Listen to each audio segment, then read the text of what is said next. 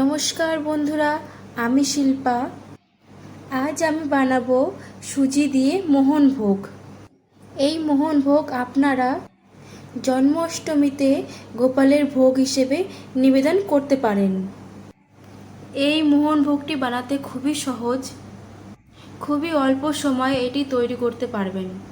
তাহলে চলুন যাই রেসিপিটি বানিয়ে নিয়ে নিয়েছি এখানে 1 লিটার দুধ। দুধটা ভালো করে ফুটিয়ে নেব। দুধটা 5 থেকে 6 মিনিট ভালো করে জাল দিয়ে নেব। 5-7 মিনিট হয়ে গেছে, দুধটা ভালো করে জাল উঠে গেছে। এখন আমি দুধটাকে নামিয়ে নেব। দুধটা আমি বেশি ঘন করিনি, সামান্য পরিমাণেই রেখেছি। কড়াই গরম হয়ে গেছে, এখন দিয়ে দিচ্ছি 1 টেবিল চামচ ঘি। দিয়ে দিচ্ছি কিশমিশ আর কাজু।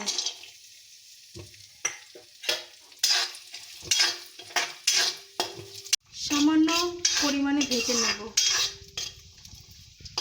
ভাজা হয়ে গেছে, এটাকে আমি তুলে রাখবো।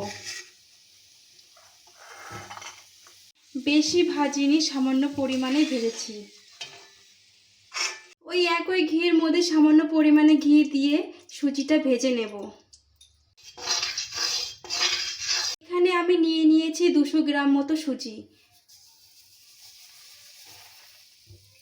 সুজিটা বেশি ভাজার দরকার নেই, সামান্য পরিমাণে ভাজলেই হবে, বেশি লাল লাল করে ভাজার দরকার নেই। সুজিটা ভাজার সময় গ্যাসের ফ্লেমটা অবশ্যই লো করে রাখবেন। গ্যাসের ফ্লেমটা বাড়ানো থাকলে সুজিটি পুড়ে যাওয়ার ভয় থাকে। সুজিটা ভাজা হয়ে গেছে, ফুটিয়ে রাখা দুধটা দিয়ে দেব। বন্ধুরা মনে রাখবেন, দুধটি দেওয়ার সঙ্গে সঙ্গে ভালো করে নাড়িয়ে নেবেন, না হলে সুজিটি দলা পাকিয়ে যাবে। এখানে আমি 300 গ্রাম মতো চিনি দিয়ে দিচ্ছি।